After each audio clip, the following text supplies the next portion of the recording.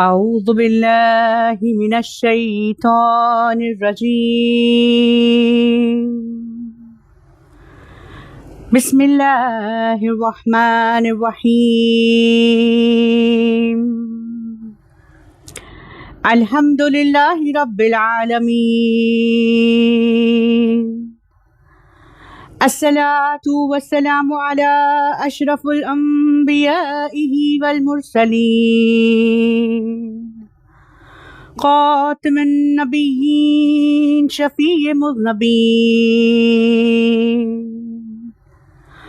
النبي المؤيد ورسول المسدد مولانا أبي القاسم محمد وعلى أهل بيت الطيبين الطاهرين المعصومين المظلومين من يومنا هذا إلى يوم الدين لعنة الله على أعدائه الأجمعين آمين يا رب العالمين. قال الله تبارك وتعالى في كتابه المجيد وفرقانه الحميد وقوله الحق بسم الله الرحمن الرحيم لقد كان قصصهم عبرة لأولي الألباب. حاضرین مجلس، السلام علیکم ورحمۃ اللہ وبرکاتہ.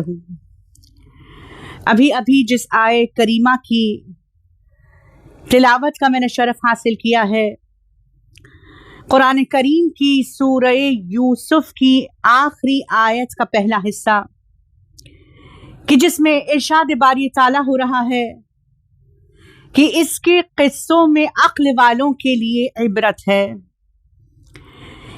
پروردگار عالم نے قرآن کریم میں گزشتہ انبیاء کا تمام زندگی کے حالات کو واضح طور پر قرآن میں بیان کیا ہے. یہ واقعات محض قصے اور کہانیاں نہیں ہیں، بلکہ ان واقعات میں پوشیدہ ہے حقائق. یہ وہ واقعات ہیں کہ جس سے انسان حق سے روشناسی کرتا ہے، باطل کو پہچانتا ہے اور اپنی زندگی میں تمام فیصلوں کو اسی بنیاد پر کرتا ہے. جو انسان ان واقعات سے درس حاصل کرتا ہے وہ اس دنیا سے اپنی آخرت کو سدھارنے میں، سنوارنے میں کامیاب ہو جاتا ہے. پروردگار عالم نے اسی قرآن میں اپنے آخری نبی محمد مصطفیٰ صلی اللہ علیہ وآلہ وسلم کا زندگی کے حالات کا بھی ذکر کیا ہے اور آپ کی اطاعت کا بارہا ہمیں حکم دیا ہے. ہماری یہ ذمہ داری ہے کہ ہم قرآن کے قصوں پر روشنی ڈالیں، اس سے درس حاصل کریں، بخصوص اپنی نوجوان بچیوں سے کہ ہم آقا نامدار کی امتی ہیں. ہماری ذمہ داری ہے کہ ہم آقا کی سیرت کو جانیں، کتابوں سے جانیں، ممبروں کے ذریعے سے اسے حاصل کریں، نہ کہ سوشل میڈیا کے ذریعے سے. کیونکہ آج دشمن پوری کوشش میں ہے کہ کسی طرح سے غلط تاریخ ہم تک پہنچائے. ہماری ذمہ داری ہے کہ ہم آقا کی سیرت کو جانیں، اسے اپنی زندگی کا مشعل راہ بنائیں. اسی سلسلے سے ہماری گفتگو الحمدللہ پہلی محرم سے جاری ہے. کل کی مجلس کے حوالے سے ہم نے یہ دیکھا کہ کس طرح جنگ خیبر میں خیبر فتح ہوا تھا. ہم نے یہ بھی جانا تھا کہ کس طرح فدق مال غنیمت نہیں بلکہ فع کے حوالے سے خدا نے اپنے حبیب کو دیا تھا اور آقا نامدار نے اس فدق کو اپنی زندگی میں اپنی ایک وارث کو، اپنی نور نظر کو، لخت جگر کو، فاطمۃ الزہرا سلام اللہ علیہا کو اسے عطا کیا تھا. ہم نے یہ بھی دیکھا کہ کس طرح پروردگار عالم نے صلح حدیبیہ کو فتح مبین کہہ کے قرآن میں پکارا ہے यानी एक वाज़े फतह कहकर पुकारा गया है, खुली हुई फतह करके खुदावंद करीम ने इसे खिताब किया है। अब सुलह हुदैबिया एक ऐसी सुलह थी कि जिसके बारे में कहा जा सकता है कि ये इस्लाम की एक टर्निंग पॉइंट थी। इस्लाम का एक नया रुख दुनिया को देखने को मिला। सबसे पहले तो ये सुलह मददगार रही इस्लाम के तबलीगात के लिए, क्योंकि इस्लाम के तबलीगात के लिए इस सुलह के जरिए से रास्तों को हमवार किया गया। अब आराम से दीन इस्लाम को दुनिया के कोने कोने तक पहुंचाया जा सकता था। अमन का जमाना था और तारीख लिखती है कि आका नामदार ने 7वीं हिजरी में कई ममालिक के हुक्मरानों को इस्लाम की दावत दी थी। ख्याल रहे कि यहाँ तलवार की नोक पर दावत नहीं दी गई। देखिए, आज कई लोग दुश्मनान इस्लाम ये कहते हैं कि इस्लाम की दावत तलवार की नोक पर दी गई थी, जबकि हकीकत ये है कि परवरदिगार आलम के हुज्जत ने, आखिरी रसूल ने, रहमतुल लिल आलमीन ने तमाम ममालिक के हुक्मरानों को जब खत लिखा है, वफूद भेजे हैं, यानी एनवॉय भी भेजे हैं, लेटर्स भी भेजे हैं, तो तलवार की नोक पर नहीं बल्कि हक के पैगाम को उन तक पहुंचाकर अपनी हुज्जत को तमाम करने के इरादे से। अब इस्लाम महज मदीने में नहीं बल्कि जजीरतुल अरब में भी नहीं, तमाम दुनिया के कोने कोने में रोशन करते हुए एक ऐसा मजहब बनकर उभर रहा था कि जिससे लोग फैज़याब हो रहे थे। रसूल अल्लाह ने तमाम ममालिक के हुक्मरानों को जहां ये इनविटेशन दिया, इस्लाम की दावत भेजी गई, वफूद भेजे गए, कई ने कबूल किया, बाज ने कबूल नहीं किया और माजरत खाही की। तारीख लिखती है कि कैसर रोम के पास जब आका नामदार का कासिद गया था तो उसने आका के इस तहरीर को पढ़ा। खत को पढ़ने के बाद अपने ईसाई उलमा से उसने इस पर गौर फिक्र किया, तदब्बुर किया। उनकी राय और मशवरे के बाद तोहफे तहाइफ के साथ जवाबन ये लिखा कि अगरचे आप हक पर हैं मगर हमारी हुकूमत का पाए तख्त ईसाई मजहब पर है। अगर मैं इस्लाम को कबूल कर लेता हूं तो मेरा तख्ता पलट जाएगा। कहा जाता है कि नजशाए हबशी जो थे, नजशी ने इस्लाम को कबूल किया, आका के इस खत को अपने आंखों से लगाया, मुसलमान हो गए।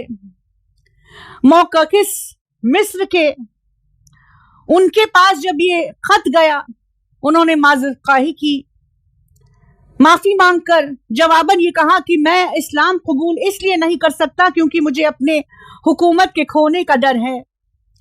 मुख्तसर ये कि तारीख इस बात की शहादत देती है कि जब किसी हुक्मरान ने माज़रत खाही की, अमन के साथ जवाब दिया, तो यहां कभी जंग वाक़ई नहीं हुई थी।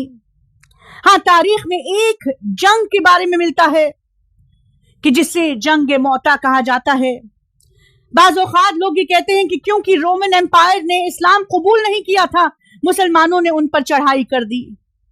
ये तारीख हमारे बच्चों के सामने दोहराई जाती है। कहा जाता है कि इस्लाम एक जबरदस्ती का मजहब है जो तलवार की नोक पर आगे बढ़ाया गया, सरहदों को बढ़ाया गया तो तलवार की नोक पर इस्लाम के बहाने से। जबकि हकीकत यह है कि जब कैसरे रोम ने इस्लाम को कबूल न किया और माज़रत खाही की तो उस वक्त जंग मोता वाक़ई नहीं हुई। हुआ ये कि आका नामदार ने अब एक कासिद बुसरा की जानिब भेजा।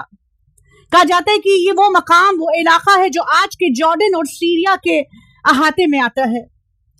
का जब आपका कासिद उस इलाके में गया तो वहां पर गस्सानी कबीला रहता था। ये गस्सानी कबीला दर हकीकत ईसाई मजहब को फॉलो करता था, ईसाई थे। ये रोमी हुकूमत के सरहदों की हिफाजत किया करते थे। देखिए, रोमन एम्पायर खुद ईसाई था। ये गस्सानी कबीला इनके दोस्त थे, हामी थे, मददगार थे। اور یہ ان کی سرحدوں کی حفاظت کیا کرتے تھے. جب آقا نامدار کا یہ خط اور آپ کا نمائندہ، آپ کا قاصد یہاں غسانی قبیلے کے پاس پہنچا تو وہاں کے سردار نے، کہ جس کا نام شرجیل ابن عمرو ہے، شرجیل ابن عمرو نے اب غسانی قبیلے کے سردار کی حیثیت سے رسول اللہ کے قاصد کو شہید کر دیا. حارث آپ کا نام تھا، حارث ابن عمرو، کہ جسے غسانی قبیلے کے سردار نے شہید کر دیا. اور یہی وجہ تھی کہ رسول اللہ نے 3000 کا لشکر اس قبیلے کی جانب بھیجا گیا جو موتا میں ان کے مقابل میں کھڑے ہوئے. اب کیونکہ یہ قبیلہ رومن امپائر یعنی رومی حکومت کے حامی تھے، مددگار تھے، ان میں ایک الائنس تھا، الائی کی حیثیت سے وہ ان کے ساتھ کھڑے ہوئے تھے اور مسلمانوں کے خلاف انہوں نے جنگ موتا لڑی تھی. اب بس ہلکا سا ایک خاکہ کھینچتی ہوئے چلوں کہ جنگ موتا در حقیقت اس کا منظر کیا تھا. کہا جاتا ہے کہ آقا نامدار نے تاریخ انسانیت کو ایک ایسا نمونہ عمل بنایا جنگ موتا کے حوالے سے کہ 3 علمدار اس جنگ میں آقا نے تعینات کیے. سب سے پہلے زید بن حارثہ کو علمدار بنایا گیا اور آقا نے تلقین کی کہ اگر زید شہید ہو جاتے ہیں تو پھر جعفر ابن عبداللہ مورچہ سنبھالیں گے، وہ علمدار بنیں گے، اور کہیں جعفر ابن عبداللہ بھی شہید ہو جائیں. بچوں کی یاد دہانی کے لیے یہ وہی ہیں جسے ہم جعفر طیار کہتے ہیں. جعفر طیار مولا علی کے بھائی جنگ موتا میں شہید بھی ہوئے اور پروردگار عالم نے جنت میں انہیں پر عطا کیے، کیونکہ آپ کے دونوں ہاتھوں کو قطع کر دیا گیا تھا اس جنگ میں. تو آقا نے فرمایا تھا کہ پروردگار عالم نے آپ کو جنت میں پر عطا کیے ہیں، آپ کا لقب جعفر طیار بن گیا. مختصر یہ کہ آقا نے جعفر طیار سے کہا تھا کہ اگر زید شہید ہو جائے تو پھر آپ علمداری کریں گے، اور اگر جعفر شہید ہو جائیں گے تو اس وقت عبداللہ بن رواحہ علمداری کریں گے. یعنی ایک ہی وقت میں 3 علمداروں کو آپ نے تیار کیا تھا کہ اگر ایک شہید ہوتا ہے تو دوسرا اس کی جگہ سنبھالے گا، اسلام کے لشکر کو، اسلام کے پرچم کو سنبھالے گا. مختصر کیے کہ وہ وقت بھی آیا کہ جب تمام تینوں کے تینوں علمدار شہید ہو گئے اور مسلمانوں نے حکمت جان کر مدینہ واپس لوٹنے کا اختیار رکھا، ارادہ کیا. اب یہ جنگ موتا وہ تھی کہ جہاں کوئی فیصلہ کن شکست یا پھر فیصلہ کن جیت نہیں ہوئی تھی. مسلمان واپس لوٹ گئے تھے وقتی طور پر، حکمت تھی، مسلمان واپس لوٹ گئے تھے، مگر دنیا بھر کے لوگوں کو، حکمرانوں کو مسلمانوں نے جنگ موتا کے حوالے سے یہ پیغام دے دیا تھا کہ اب مسلمان کمزور نہیں ہیں. مسلمان اپنے قائد یعنی آقا نامدار کی رہبری میں، ان کی قیادت میں ثابت قدم ہیں، مستحکم ہیں. اب جب یہ لوگ مدینہ لوٹ گئے تو دوسری جگہ، دوسرا احوال، دوسرا منظر مدینے میں یہ چل رہا ہے کہ یہی صلح حدیبیہ کے ذریعے سے دوسرے قبائل آزادی سے اب مسلمانوں کے ساتھ جڑ رہے ہیں، معاملات کو طے کر رہے ہیں، ان کے حلیف بن رہے ہیں، یعنی ایلائز بن رہے ہیں. اس زمانے میں بھی قبائل کا یہ دستور تھا کہ اگر 2 قبیلے ایک دوسرے کے حلیف بن جاتے تھے تو ہر جنگ میں اگر کسی ایک قبیلے پر حملہ ہوتا تھا تو دوسرا قبیلہ اس کے لیے اٹھ کھڑا ہوتا تھا. یعنی لوگ اب مسلمانوں کے ساتھ ایسے معاملات قبائل طے کر رہے تھے کہ آپ کے حلیف بھی بن رہے تھے، الائی بھی بن رہے تھے، معاملات بھی طے ہو رہے تھے. کہا جاتا ہے کہ اس وقت ایک بہت ہی بڑا قدیم قبیلہ کی جس کا نام خزاع ہے، یہ مسلمانوں کا حلیف بن گیا، اور اس کا جانی دشمن بنی بکر یہاں قریش کا حلیف بن بیٹھا. اب 10 سال کے لیے صلح حدیبیہ نے امن کا راستہ ہموار کیا تھا. صلح حدیبیہ کے حوالے سے 10 سال تک کوئی جنگ نہیں ہونے والی تھی. 10 سال کا امن طے پایا تھا. مگر حال یہ ہوا کہ اسی بنو بکر نے کہ جو قریش کے حلیف تھے، اسی قریش کے شے پر یہاں قبیلہ قزاع پر حملہ کر دیا. اب یہ قریش وہ تھے کہ نہ صرف اسلحہ تلواروں سے بلکہ اپنے جوانوں سے بھی اس قبیلے کو، بنو بکر کو انہوں نے امداد پہنچائی. رات کی تاریکی میں بنو بکر نے اس قزاع قبیلے پر حملہ کیا، 20 نوجوانوں کو قتل کیا. اور کہا جاتا ہے کہ ایک اس قبیلے کا دستور تھا کہ ایک مقام الوتیر تھا کہ جو مخصوص تھا، مقدس تھا، اور یہاں پر خون بہانا ممنوع تھا. کہا جاتا ہے کہ اب یہ بنو بکر نے جب حملہ کیا تھا تو الوتیر میں خون کی ندیاں بہا ڈالی تھی، یعنی ان کے مقدمات کو ہانی پہنچائی تھی، ان کے ساتھ بے ادبی کی تھی، ان کے مقدس مقامات کے ساتھ بے ادبی یہ برداشت نہ کر سکے. اپنے نوجوانوں کا بدلہ بھی چاہتے تھے. آقا کے پاس اس کا سردار اس وقت مدینے پہنچا کہ جب آپ صلی اللہ علیہ وآلہ وسلم منبر پر جلوہ افروز ہیں. آپ نے امداد کی گہار لگائی، عدالت کا تقاضا کیا. تو جب سردار نے عدالت کا گہار لگائی تو آپ صلی اللہ علیہ وآلہ وسلم نے اسی وقت اسے اشارہ کیا کہ امداد ملے گی. اب تاریخ لکھتی ہے کہ یہ وہ وقت تھا کہ جب آقا نے مسلمانوں سے حکمت سے کام کرنے کے لیے کہا تھا. حکمت کی تلقین دی گئی تھی. سرگوشیوں کے ذریعے سے دوسرے قبائل کے سرداروں تک یہ میسج، یہ پیغام پہنچا تھا کہ اب مسلمان اور ان کے تمام حلیف مل کر مکے کی جانب جائیں گے. اب طے یہ ہوا تھا کہ بغیر مکے والوں کے علم کے یہ کام ہونے والا ہے. آقا نامدار نے تمام مسلمانوں کو یہ کہہ دیا تھا. بہت مخفی اعتبار سے یہ تیاریاں ہو رہی تھی. آقا نے تلقین دی تھی کہ یہ بہت رازداری کے ساتھ کیا جائے.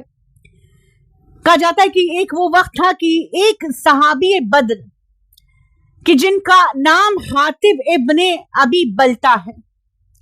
حاطب وہ تھے کہ جنہوں نے جنگ بدر میں آقا کا ساتھ دیا تھا، مومن تھے، آقا کے قریب تر صحابی تھے، مگر آپ کا خاندان اس وقت مکے میں تھا. دیکھیے جب لوگوں نے اسلام کو قبول کیا تھا تو یہی ہوا تھا کہ جنہوں نے اسلام کو قبول کیا ہجرت کے بعد مدینے میں آ کر رہنے لگے، مگر ان کے رشتہ دار چند مکے میں بھی رہ گئے تھے. اب حاطب اپنے رشتہ داروں کے حوالے سے فکر مند ہوئے. انہوں نے ایک عورت کے ہاتھ سے ایک پیغام تحریر کر کے خط کی شکل میں بھیجا. یہاں پروردگار عالم نے جبرائیل امین کے ذریعے سے آقا کو آگاہ کیا. آقا نے میرے مولا کو چند اصحاب کے ساتھ بھیجا تاکہ وہ خط برآمد ہو جائے. مجھے تفصیل میں نہیں جانا، بس یہاں نکتہ پیش کرتی ہوئی چلوں.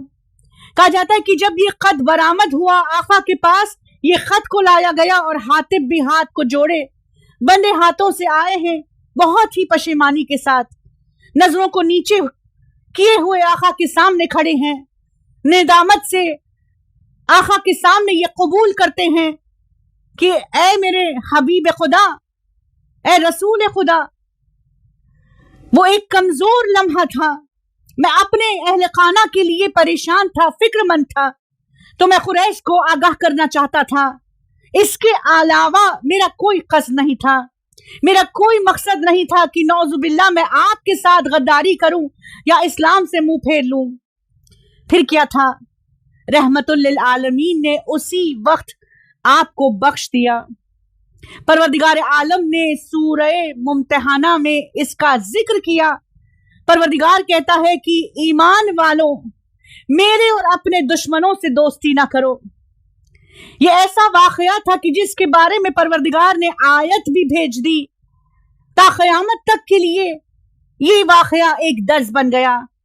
سب سے پہلے یہ کہ जहां इस्लाम की बात आती है वहां कोई दोस्ती, कोई रिश्तेदारी, कोई इस दुनिया के रिश्ते काम आने वाले नहीं होते हैं। हमारी जिम्मेदारी है कि जहां खुदा का हुक्म हो, दूसरी जानिब किसी इंसान का हुक्म हो, बिलखुसूस अपनी बच्चियों से, आज के जमाने के हिसाब से खुदा ने कुछ हुक्म दिया और यहां पर हमारे दोस्त, हमारे कराबतदार कहते हैं कि कोई बात नहीं, खुदा का हुक्म रहने दो, आज के मामलात के लिए आज की जरूरत यह है कि तुम इस हुक्म की मुखालिफत कर दो। तो हमारी जिम्मेदारी है कि हम अपने खुदा की इताअत में अपने नफ्स की कुर्बानी दे दें। परवरदिगार आलम ने साफ अल्फाजों में बता दिया कि ईमान वालों, मेरे और अपने दुश्मनों से दोस्ती ना करो। अगरचे ये रिश्तेदार भी हैं, मगर खुदा की मुखालिफत के लिए तुम्हें आगाह कर रहे हैं, आमादा करते हैं। तो हमारी जिम्मेदारी है कि हम खुदा की इताअत में अपनी जिंदगी को गुजारें, अपने सर को खुदा के हुक्म के ताबे रखें, सर को खम करें। दूसरा, यहां पर हमें दर्स ये मिलता है कि आका नामदार ने हमें बता दिया कि रद्द अमल से पहले हमें इंसान के जिंदगी के हालात पर गौर करना है। हमें ये देखना है कि उसकी जिंदगी के हालात कैसे थे, उसका क्या सिचुएशन था, उसके जज्बात कैसे थे, उसकी नीयत कैसी थी, और फिर किसी के बारे में राय कायम करनी है। ये वो थे कि जिन्होंने वाज़े तौर पर खुले एतबार से रसूल अल्लाह की नाफरमानी की है, मगर रसूल अल्लाह ने उनके जज्बात को देखते हुए, उनकी नीयत को देखते हुए उसी वक्त उन्हें बख्श दिया। ये हमारे लिए दर्स है, बिलखुसूस अपनी नौजवान बच्चियों से, कि बाज़ औक़ात ये हम दूसरों के हक में फैसले करते हैं तो अपने नजरियात के हवाले से। हमारी ये जिम्मेदारी है कि हम इस बात पर यकीन रखें कि दूसरों का फैसला करने का हक खुदा ने हमें नहीं दिया है। खुदा देख भी रहा है, खुदा एक ही लम्हे में देख भी रहा है और फैसले भी कर रहा है। हमारी कोई औकात नहीं कि हम किसी के जिंदगी पर नजर डालें और उनके बारे में कोई राय को कायम करें। बाज़ औक़ात हम ये कहते हैं कि उसने ये काम नहीं किया तो ये इस्लाम को सही एतबार से फॉलो नहीं करता है या करती है, जबकि हकीकत ये होता है कि ये हुक्म जो हमने उस पर लगाया है वो शरई हुक्म भी नहीं होता, बल्कि ये एक रस्म और रिवाज होता है। मगर आज का जमाना ये है कि हम रस्म और रिवाज को दीन पर कुर्बान कर देते हैं। हम रस्म और रिवाज के हवाले से इंसान का फैसला करते हैं कि क्या वो मोमिन है या नहीं। हम ना उसके जिंदगी के हालात पर नजर करते हैं, ना उसके जज्बात पर नजर करते हैं और उसके बारे में राय को कायम कर देते हैं। परवरदिगार आलम के हबीब ने हमें बता दिया कि इंसान के खिलाफ रद्द अमल से पहले हमारी जिम्मेदारी है कि हम उसके जज्बात पर गौर करें, उसके हालात जिंदगी, उसकी नीयत पर गौर करें। हमारी कोई हकीकत नहीं कि हम औरों का फैसला करें, उनके जिंदगी के मामलात का फैसला करें, उनके बारे में राय इख्तियार करें, जबकि परवरदिगार खुद जब इंसान का फैसला करता है तो मवाजीन के एतबार से, परवरदिगार हर इंसान को के अमाल को मवाजीन में तोलता है, एक वजन में, एक बैलेंस में हर इंसान के अमाल नहीं तुलते, बल्कि हर इंसान के अपनी जिंदगी के औकात और उसकी कैफियत किताबें उसका फैसला किया जाता है। सुभान अल्लाह। मौजू पर पलटते हुए कहा जाता है कि अब आका नामदार 10,000 का लश्कर लिए हुए मक्के की जानिब चले हैं, उस मकाम पर पहुंचे हैं कि जिसे मर अल ज़ोहरान कहा जाता है।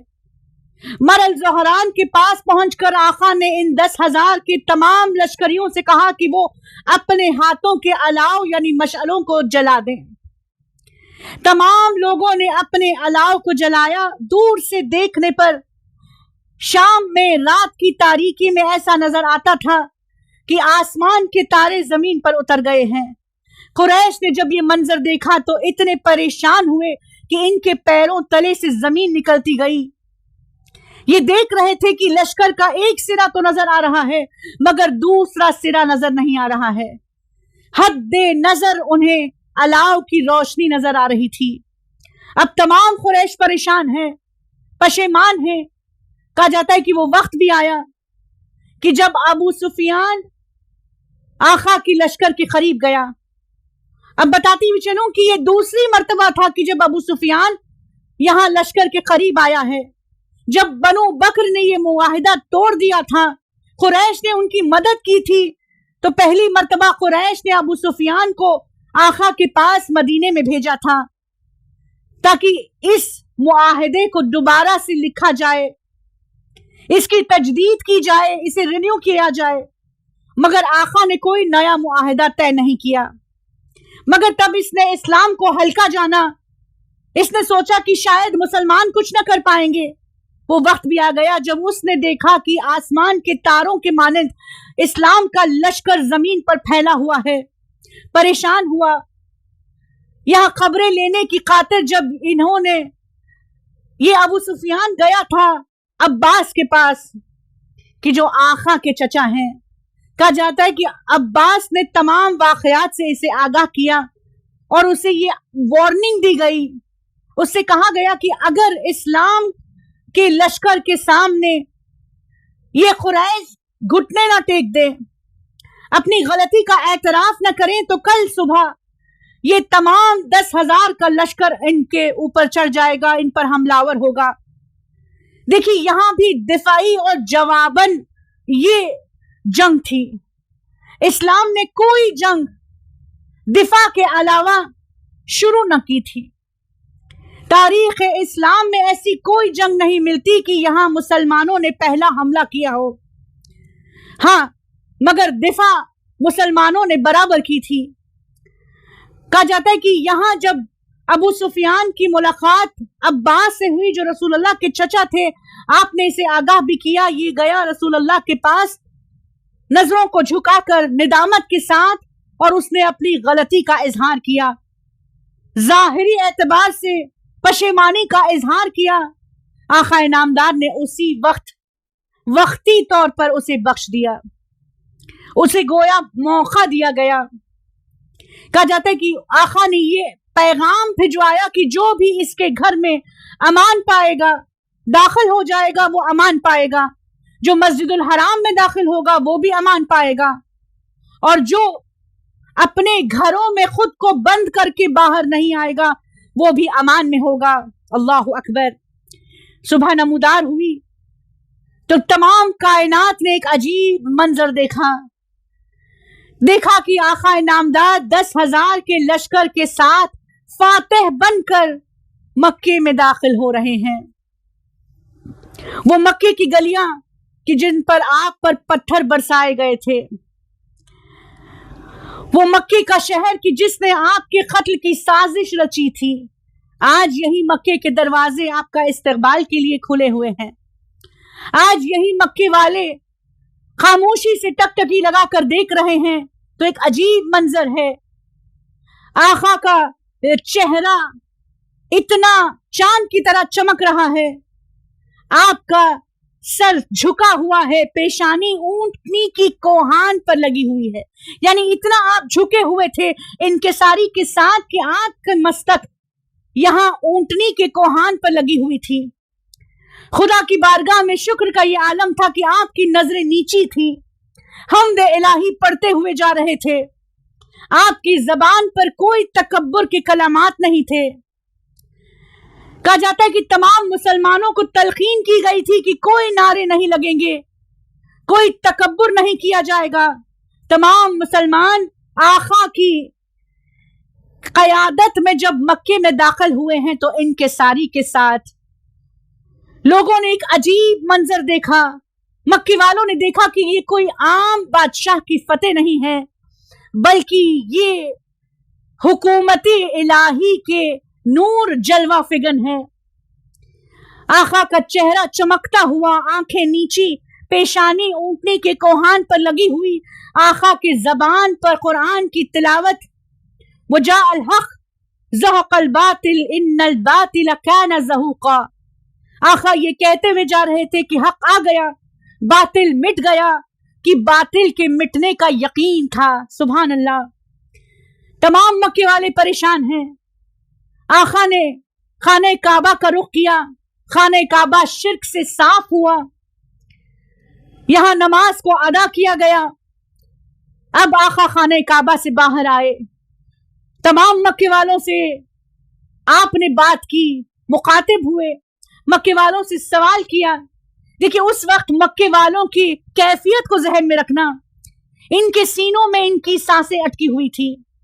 ये कोई आम इंसान नहीं थे, आम दुश्मन नहीं थे, बल्कि ऐसे शदीद दुश्मन थे कि जिन्होंने आका पर इतने मजालिम, कहा जाता है कि आका पर इन्होंने पत्थर भी बरसाए थे। इनमें से वो भी थे कि जिन्होंने ऊंट की ओछड़ी आग के ऊपर गिराई और बेअदबी की थी, कभी कूड़े से गुस्ताखी की, कभी आपको साहिर कहा, कभी आपको मजनून कहा। मुसलमानों पर इतना जुल्म हुआ कि कई मुसलमानों को शहीद किया, कई जंगों की इब्तिदा की, साजिश रची गई। ये वो थे कि जिन्होंने मुसलमानों के खिलाफ अहजाब की शक्ल में उनका सामना किया था। तमाम परेशान हैं कि आज इनका फैसला आका के हाथ में है। कहा जाता है कि आका ने इन पर नजर की, इनसे सवाल किया कि बताओ तुम मेरे बारे में क्या तवक्को करते हो। इन्होंने कहा कि आप बेहतरीन शरीफ तरीन बुजुर्ग भाई हैं और शरीफ और बुजुर्ग भाई की औलाद हैं। बस आका ने कहा कि हमने तुम्हें बेहिसाब बख्श दिया है, अगर तुम अपनी गलती पर पशेमान हो तो जान लो कि मोहम्मद ने तुम्हें बेहिसाब बख्श दिया। ये कोई मामूली बात नहीं थी। तारीख इंसानियत में उस वक्त ऐसा रहमत का मुजाहिरा किसी ने ना दिखाया था। गोया ऐसा लग रहा था कि खुदा की रहमत तमाम मक्के के कोने कोने में जलवा फिगन है। ये मंजर देखकर समझ में आता था कि वो खुदा कितना रहमान होगा, वो खुदा कितना अलाफ होगा कि जिसका बंदा ऐसा है, जिसने अपने दुश्मनों को, शदीद तरीन दुश्मनों को बेहिसाब बख्श दिया था। आका का किरदार समझ में आता है कि जब उस वक्त आका ने जेर आए दुश्मनों को फतह की उरूज में रहते हुए बख्श कर हमें ये दर्ज दिया है कि जब परवरदिगार तुम्हें फतह कर दे, तुम दुश्मन पर गालिब आ जाओ, तो खुदा की रजा के लिए उसे बख्श दो। अगरचे इख्तियार है बदले का, मगर अगर खुदा की खुशनुदगी के लिए, खुदा की खुशनुदगी के लिए, खुदा की रजा के लिए अगर कोई इंसान दूसरे इंसान को, अपने दुश्मन को बख्श देता है तो खुदा उसे बेपनाह अता करता है। आका फरमाते हैं कि अगर कोई इंसान किसी दूसरे इंसान को बगैर हिसाब के बख्श देता है तो परवरदिगार रोज़े क़यामत उसे बगैर हिसाब के जन्नत में दाखिल करवा देता है। सुभान अल्लाह। मुख्तसर ये कि आका ने दुश्मन को भी बख्श दिया, मगर उम्मत ने ऐसा अजर रिसालत दिया कि आपके ही घर के मस्तूरात को बादे शहादत आका हुसैन कैदी बना दिया। इस तरह कैदी किया गया कि औरतों को पसे पुश्त बांधा, अज़ादारों बीबियों के मखनों को छीन लिया गया, इन्हें बेकजावा ऊंटों पर कभी सवार किया तो कभी पैदल मीलों तक चलाया गया। आज मुझे उस बीबी को पुरसा देना है कि जिसने कैद में सबसे ज्यादा मुसीबत का सामना किया। माओं का मजमा है, ये वो बीबी है कि जिसे उम्मे रबाब कहा जाता है। अज़ादारों तमाम बीबियां कैद थी, मगर उम्मे रबाब वो है कि जिसके 2 नन्हे नन्हे बच्चे थे। एक बच्चा 6 महीने का जो अभी घुटनियों भी ना चला था, जिसके सर को नोके नेज़े पर रखकर माँ को कैदी बनाकर काफिले में साथ साथ ले जाया जा रहा है। न जाने उस माँ ने वो मंजर कैसे देखा होगा कि उसका नन्हा बच्चा नेज़े पर सर चढ़ा हुआ, दूसरी जानिब सकीना जो 4 साल से कम सिन रखती है। इस बच्ची पर इतनी तमाचे रसीद किए गए, इतना जुल्म किया गया कि जब भी बच्ची माँ की तरफ हसरत भरी निगाह डालती थी, अजब नहीं कि उम्मे रबाब नजरों को नीचे करती थी और कहती थी कि सकीना मेरी जानिब न देख, मेरा वारिस का साया मेरे सर पर नहीं है। अल्लाह अकबर। अज़ादार ने सैयद शुहदा, सुबह आशूर नमूदार हो गई, सूरज सवा नेज़े पर आ गया, धूप की शिद्दत, एक एक करके अंसार और अकरबा जाम शहादत नोश कर रहे थे। वो वक्त भी आ गया कि जब मेरे मौला हुसैन निक्का व तन्हा हल मिन नासिरिन की आवाजें बुलंद कर रहे हैं, यहाँ मौला की आवाज इस्तिगासा बुलंद हुई। खैमे हुसैनी में कोहराम बरपा हुआ। मौला हुसैन जो खैमे में गए, क्या देखा कि बीबियों में कोहराम है। बीबियां तड़प कर फरियाद कर रही हैं कि असगर इतनी प्यासे हैं, प्यास से झूले से अपने आप को गिरा दिया है। असगर का मुंह कभी खुलता है, कभी बंद होता है, कभी आंखें खोलने की कोशिश हो रही है, आंखें पूरी नहीं खुलती। एक मछली के मानंद असगर प्यास से झूले में तड़प रहे थे, अब वही असगर झूले से गिर गए हैं। अज़ादारों बीबियां परेशान हैं, कोहराम मचा हुआ है। मेरे मौला हुसैन ने उम्मे रबाब से कहा कि ऐ उम्मे रबाब, असगर को मेरे हवाले कर दो, मुझे हुज्जत को तमाम करना है, अशकिया से असगर के लिए पानी को तलब करना है। अज़ादारों उम्मे रबाब ने न जाने दिल की किस कैफियत से अपने नन्हे बच्चे को तैयार किया होगा। अजब नहीं कि छोटा सा शलूका पहनाकर उम्मे रबाब ने अपने हाथों से कंघी भी की हो। आखिरी मर्तबा उम्मे रबाब ने अपनी औलाद का बोसे लिए हो, कान में कहा हो असगर माँ को सुर्खरू करना। अज़ादारों वो वक्त भी आया कि जब माँ ने असगर को आका के हवाले कर दिया। अब जो मौला असगर को अबा के दामन में छुपाए हुए मैदान में गए, अशकिया सोच रहे हैं कि अब हुसैन कुरान लेकर मैदान में फैसले के लिए आ गए हैं। मगर जब मौला का अबा का दामन छटा, लोगों ने देखा कि मौला ने कुरान नातिक को अब अपनी हुज्जत तमाम करने के लिए मैदान में दिखाया है। अज़ादारों वक्त भी आ गया, जैसे ही असगर ने अपनी सूखी हुई जबान को अपने होठों पर फेरना शुरू किया, दुश्मन की फौज में तहलुका पड़ा। मेरे मौला ने कहा, है असगर अपनी हुज्जत को तमाम करो। एक शखी दूसरे के पीछे छुप कर गिरिया करने लगा। मेरे मौला ने कहा कि अगर तुम सोचते हो कि मैं बच्चे के बहाने पानी पी लूंगा तो मैं इस बच्चे को जमीन पर रख देता हूँ, तुम आकर इसे पानी पिला जाना। अज़ादारों मगर दुश्मन आगे न बढ़े। मलून उमर साद और शुमरा आगे बढ़ा। हुरमला से कहा कि ऐ हुरमला, तेरा मुंह मोतियों से भरा जाएगा, हुसैन के कलाम को खता कर देना, बस ये सुनना था। मलून हुरमला ने तरकश में तीर बांधा, चाहता है कि अली असगर पर चलाए, मगर हाथ कप कपा रहे हैं, हाथों से तीर छूटा। दूसरी मर्तबा उसने कोशिश की, हाथों से तीर छूट गया। आखिरकार उमर साद ने कहा, हुरमला तू तो सबसे बड़ा तीर अंदाज है, फिर तेरे हाथ में राशा कैसे? वो कहता है, जब भी मैं कमान में तीर बांधता हूँ, मेरी नजर उस बच्ची पर पड़ती है जो हाथों को जोड़ कर कह रही है, हुरमला मेरे भैया को से खबरदार। अज़ादार ने सैयद शुहदा, बस माल उस दुनिया की लालच थी। हुरमला ने अब वो तीर बांधा, तीर हवा में परवाज करते हुए गुलूए असगर को छेदते हुए मेरे मौला हुसैन के हाथों में पैवस्त हो गया। ننھے بچے کا من کا ڈھل گیا۔